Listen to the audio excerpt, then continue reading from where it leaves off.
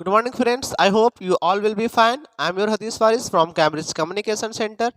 कल के वीडियो में मैंने बताया था इट एंड देयर का यूजेस, कहाँ पे इट एंड देयर का यूज़ करते हैं, है ना, कहाँ पे यूज़ करते हैं, कहाँ पे हम लोग हमेशा क्या गलत बोलते थे उसको मैंने सही करवाया कि क्या सही करना है ना।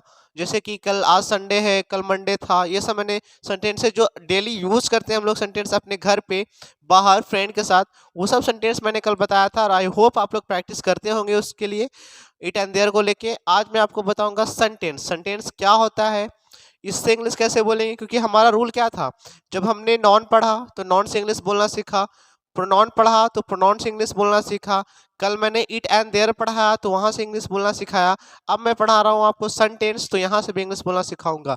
हर एक पार्ट से आपको इंग्लिश बोलना सिखाऊंगा, हर एक चैप्टर से इंग्लिश बोलना सिखाऊंगा।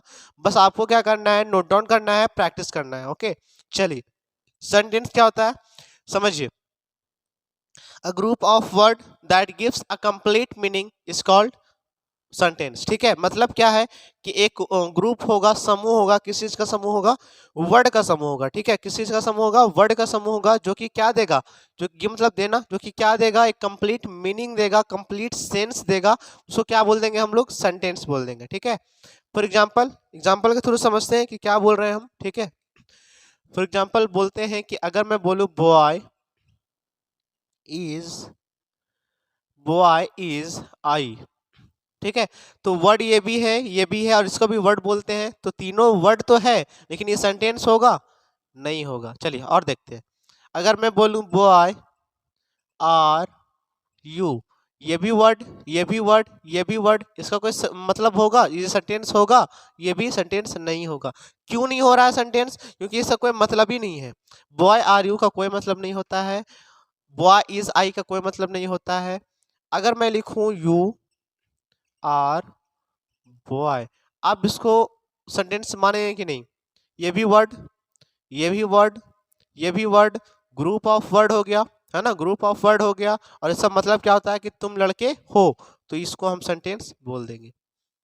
मतलब क्या है कि एक ग्रुप ऑफ वर्ड होगा, ग्रुप का एक समूह होगा और कुछ ना कुछ मतलब देगा, तभी उसको सेंटेंस बोलेंगे, नहीं तो सेंटेंस नहीं बोलेंगे। ठीक है, चलिए, ये था, आई थिंक सेंटेंस क्लियर होगा सबको। आगे बढ़ते हैं कि how many types of sentence, sentence के कितने पार्ट्स होते हैं वो मैं अब बताता हूँ। ठीक है, चलिए, इसको सबको नोट डाउन कर लीजिएगा। आई थिंक ये वीडियो तो रिकॉर्डेड है, आप रोक के आराम से देख के नोट डाउन करते रहिए, नो प्रॉब्लम। ठीक है, अब देखिए, अब मैं बता रहा हूँ आपको कि how many types of sentence, और हर एक टाइप से हम लोग इंग्लिश बोलना सीखेंगे, हर एक टाइप से हम लोग इंग्लिश बोलना सीखेंगे। ठीक है, total there are 6 types of sentence. How many types, there are 6 types of sentence. सबसे पहले देखेंगे हम लोग इम्परेटिव सेंटेंस। क्या देखेंगे, इम्परेटिव सेंटेंस, अगर लिखना है तो लिख लीजिए, there are 6 types of sentence, there are 6 types of sentence. पहला क्या है हमारा, imperative sentence, imperative sentence, imperative sentence. Imperative sentence क्या होता है, चलिए उसको भी समझते हैं। इम्परेटिव सेंटेंस क्या होता है, the sentence that express the sentence that express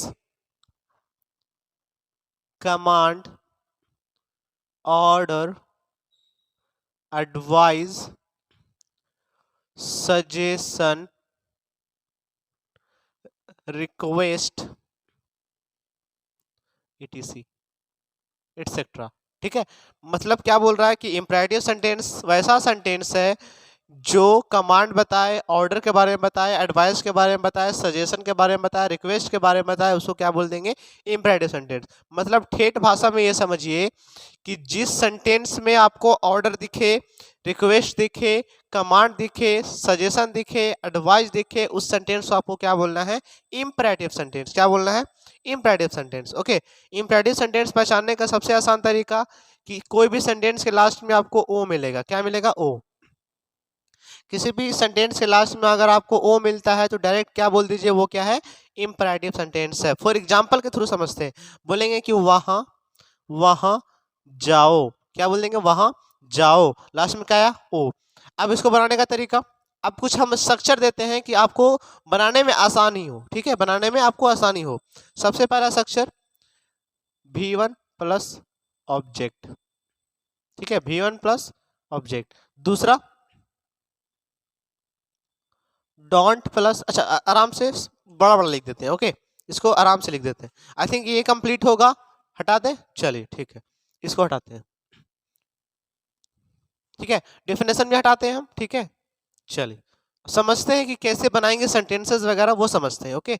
imperative sentence में क्या क्या होता है वो समझते हैं, कैसे कैसे हम लोग बनाएंगे वो समझते हैं, ठीक है। क्या है हमारा पहला, क्या बोलते हैं इसको, इम्परेटिव सेंटेंस।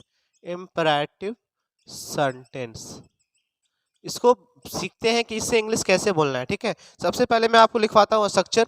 स्ट्रक्चर क्या होता है हमारा, V1 प्लस ऑब्जेक्ट, एक होता है don't plus V1 plus object, एक होता है हमारा always plus V1 plus object, एक होता है हमारा never plus V1 plus object, ठीक है। कि टोटल 4 स्ट्रक्चर है जो कि इम्परेटिव सेंटेंस को बनाने में, बोलने में हेल्प करता है, ठीक है।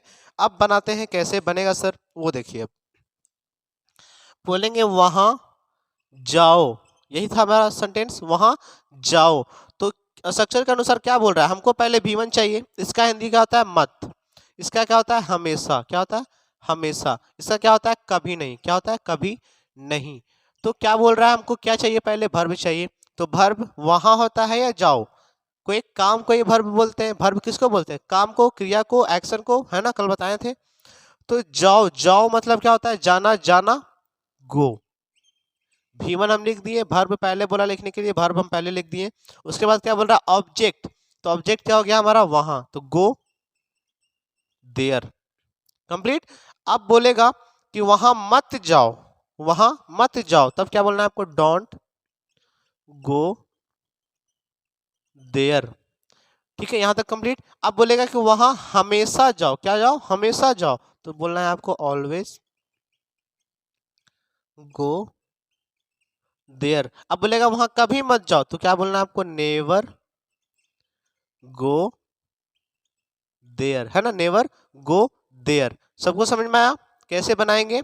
अगर ये रूल स्ट्रक्चर के हिसाब से बनाएगा तो वो भी ठीक है, नहीं तो एक रूल मैंने क्या बताया था आपको, कि इसको यहाँ जाओ इधर और वहां को उधर, ऐसे करके आप ये बना लीजिएगा। फिर मत का बताएं आपको, डोंट, डोंट लगा लीजिए, हमेशा का ऑलवेज, और कभी नहीं का नेवर। अब ये तो समझ में आ गया कि कैसे बनाना है। अब बताते हैं कि कहाँ कहाँ यूज करते हैं इस चीज को हम लोग, हमेशा बोलते हैं ना पानी पियो, है ना, पानी पियो। देखिए पानी पियो, तो पियो, पियो, पियो मतलब पीना का, ड्रिंक, ड्रिंक, और क्या पियो, पानी, ड्रिंक वाटर। पानी मत पियो, डोंट ड्रिंक वाटर, है ना, वाटर। पानी हमेशा पियो, ऑलवेज ड्रिंक वाटर। पानी कभी मत पियो, never drink water. I think अब सबको क्लियर होगा कि कैसे सेंटेंस बोलना है, ऐसा सेंटेंस मिले तो, ठीक है। अब जरा एग्जांपल बताइए कि इंग्लिश बोलो, इसको क्या बोलिएगा, इंग्लिश बोलो, तो बोलिएगा आप स्पीक इंग्लिश। इंग्लिश बोलो तो बोलना का स्पीक, और इंग्लिश का इंग्लिश, स्पीक इंग्लिश। इंग्लिश मत बोलो, डोंट स्पीक इंग्लिश। इंग्लिश हमेशा बोलो, ऑलवेज स्पीक इंग्लिश। इंग्लिश कभी मत बोलो, नेवर स्पीक इंग्लिश। तो ऐसा ऐसा सेंटेंस हम लोग हमेशा घर पे बोलते हैं, दोस्त लोग के साथ, फ्रेंड के साथ, अक्सर हम लोग इस चीज़ का यूज़ करते हैं हिंदी में। लेकिन आज के बाद से क्या कीजिएगा, इंग्लिश बोलने का ट्राई कीजिएगा, और जब भी ऐसा सेंटेंस बोलने का मौका मिले, लगे कि ये सेंटेंस मुझे बोलना है, तो भले बोलिए हिंदी में, लेकिन ट्राई कीजिए कि माइंड को अपने बता दीजिए कि हाँ इसका इंग्लिश ये होता है, मैंने ये पढ़ा है। बस एक बार माइंड को रिवीजन करवा दीजिए कि माइंड आपका फिर कभी भूले ना, ठीक है। और आई रिक्वेस्ट कि इसको बार बार प्रैक्टिस कीजिए, क्योंकि प्रैक्टिस कीजिएगा तभी आप इसको सही से बोल पाइएगा। आपको पता जरूर है कि ऑलवेज मतलब हमेशा V1 ऑब्जेक्ट लगा देंगे तो बन जाएगा, लेकिन जब तक प्रैक्टिस नहीं कीजिएगा ना, जब तक बोलिएगा ना खुद से, तब तक आप वो इम्प्रूवमेंट होगा, जो इंग्लिश का फ्लुएंसी होगा, फ्लुएंट में, वो आपका नहीं होगा, ठीक है। आप इंग्लिश बोल तो लेंगे, समझ तो लेंगे, लेकिन आप क्या होगा कि आप बोल नहीं पाएंगे एकदम फ्लुएंट वे में, है ना, वो नहीं होगा आपका। तो वो कब होगा, जब आप बार बार बार बार बार बार एक ही चीज को बोलते रहिएगा। ठीक है, अब जैसे कि बोलना है कि दवा खाओ, खाओ, टेक मेडिसिन, है ना। पहले V1 चाहिए हमको तो लिख देंगे टेक मेडिसिन। दवा मत खाओ, डोंट टेक मेडिसिन। यहाँ पे ईट नहीं होता, यहाँ पे टेक होता है। ठीक है, बोलेंगे दवा हमेशा खाओ, ऑलवेज टेक मेडिसिन। दवा मत खाओ, कभी नहीं खाओ, नेवर टेक मेडिसिन। समझ में आया? एक एग्जांपल और, बहुत सारे एग्जांपल मैं बताऊंगा, रटवाऊंगा। बोले थे ना कि सब कुछ प्रैक्टिस करवाऊंगा क्लास में ही, आपको टेंशन लेने का कोई जरूरत नहीं है, आप बस प्रैक्टिस करते रहिए। ठीक है, बोलेंगे बोर्ड साफ करो, बोर्ड साफ करो। तो एक होता है साफ करना का, इरेज भी बोल सकते हैं आप, और एक क्लीन भी बोल सकते हैं। तो इरेज द बोर्ड या क्लीन द बोर्ड। बोलिएगा कि बोर्ड मत साफ करो, तो डोंट क्लीन द बोर्ड, है ना। बोलेंगे बोर्ड हमेशा साफ करो, always clean the board. Board कभी मत साफ करो, नेवर क्लीन द बोर्ड। अब इसमें क्या आ रहा है, रिक्वेस्ट आ रहा है, कमांड आ रहा है, ऑर्डर आ रहा है, सजेशन आ रहा है। बोलेंगे वहां जाओ, तो क्या कर रहे हैं हम, ऑर्डर दे रहे हैं, है ना। दवा खाओ, एडवाइस दे रहे हैं। तो ये सब सेंटेंस, ये सब जो मिलेगा, जिसमें क्या मिलेगा, है ना, इंपरेटिव सेंटेंस। डेफिनेशन मैंने लिखवाया है, डेफिनेशन एक बार देख लीजिएगा आप लोग, कि जिसमें कमांड आए, ऑर्डर आए, सजेशन आए, एडवाइस आए, रिक्वेस्ट आए, ये सबको हम लोग क्या बोलते हैं, इंपरेटिव सेंटेंस बोलते हैं। और आई थिंक ये क्लियर होगा। अब जब भी आपको बोलना होगा वहां जाओ, या पानी पियो, या खाना खाओ, या सो जाओ, या ऐसा कुछ भी सेंटेंस आपको बोलना होगा, तो आप आई होप इंग्लिश का यूज करेंगे, इंग्लिश में बोलेंगे। ठीक है, एक चीज और मैं आपको बताना चाहता हूँ।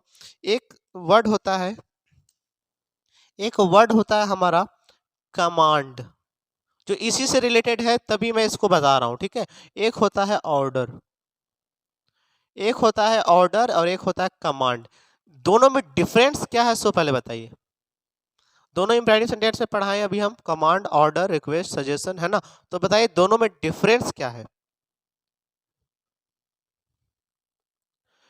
इसका डिफरेंस ये है कि कमांड हम लोग कब देते हैं और ऑर्डर हम लोग कब देते हैं, सो समझिए। ऑर्डर हम किसी पर्सन को, एक पर्सन को देखते हैं कि वहां जाओ, वहां मत जाओ, पानी पियो, खाना खाओ, किसी एक पर्सन को हम लोग क्या करते हैं, ऑर्डर देते हैं। और कमांड का मतलब होता है कि कोई एक सेना का चीफ है, सपोज दैट कोई एक सेना का चीफ है, लेफ्टिनेंट है, वो अपने सैनिकों को, आर्मी को क्या कर रहा है, बोल रहा है पीछे मुड़। तो ये क्या कर रहा है, कमांड दे रहा है। ठीक है, कमांड देना मतलब एक से ज्यादा पर्सन को एक बार में ट्रीट करना, बोलना कि वहां जाओ सभी लोग, तो वो होता है कमांड। लेकिन अगर मैं आपको, सिर्फ आपको बोलूं कि किताब खोलो, तो ये कर रहे हैं ऑर्डर, पानी दो, ये कर रहे हैं ऑर्डर। ठीक है, समझ में गया? आई थिंक सबको क्लियर होगा कमांड और ऑर्डर। कमांड किसको कहते हैं, ऑर्डर किसको कहते हैं, है ना। चलिए, इंपरेटिव सेंटेंस आई थिंक आप लोगों को क्लियर होगा। अब जब भी ऐसा सेंटेंस मिले बोलने के लिए, तो आप बोलिएगा, नर्वस नहीं होना है, बस आराम से बोलना है, प्रैक्टिस करना है, जितना ज़्यादा हो सके प्रैक्टिस करना है। ठीक है, आज मैं इंपरेटिव सेंटेंस पढ़ाया हूँ, कल एम्फैटिक सेंटेंस पढ़ाऊंगा, उसमें भी कुछ इंग्लिश बोलना सिखाऊंगा। मेरा हर एक वीडियो में आप इंग्लिश बोलना सीखेंगे, ये आप याद रखिए। ठीक है, चलिए आज के लिए इतना ही। अगर वीडियो आपको अच्छा लगा होगा, अगर कुछ समझ में आया होगा, तो वीडियो को लाइक कीजिएगा, सब्सक्राइब कीजिएगा, सब्सक्राइब कीजिएगा और करवाइएगा भी, क्योंकि और दूसरे स्टूडेंट को बताइए कि इंग्लिश सीखा जाता है, क्योंकि इंग्लिश आपको सीखना बहुत ज़रूरी है ना। इंग्लिश सीखना बहुत ज़रूरी है। आने वाला समय जो हमारा फ्यूचर जनरेशन है हमारा, वो अगर आप इंग्लिश नहीं बोलिएगा, अगर आप इंग्लिश नहीं जानते हैं, तो कंफर्म आने वाला जनरेशन एक दिन आपको बोलेगा आपके पास कितना भी डिग्री है, लेकिन आप एक अनएजुकेटेड के लिस्ट में आएंगे अगर आप इंग्लिश नहीं बोलेंगे तब। ठीक है, आप अभी चले जाइए दिल्ली, कोलकाता, मुंबई, कहीं भी चले जाइए, अगर वहाँ पे आपके कोई फ्रेंड है, कोई दोस्त है जो सच में एक पढ़े लिखे हैं, तो उनसे आप बात कीजिए, उनका हर एक सेंटेंस में, या 5 से 6 से 10 से सेंटेंस में एक ना एक वर्ड तो इंग्लिश का आ ही जाता है ना। चलिए, तो इसी तरह से सब्सक्राइब कीजिए भी, सब्सक्राइब करवाइए भी, शेयर कीजिए, ज़्यादा से ज़्यादा इसको फैलाइए कि सारे लोग इंग्लिश सीख सके। ठीक है, चलिए, थैंक यू सो मच। इसको प्रैक्टिस कीजिए, कल मैं फिर आऊँगा आपको इंग्लिश पढ़ाने के लिए, एम्फैटिक सेंटेंस बताने के लिए, और उस पर भी बहुत कुछ मैं बताऊँगा, एम्फैटिक सेंटेंस क्या होता है, कैसे इंग्लिश बोला जाता है। ठीक है, थैंक यू।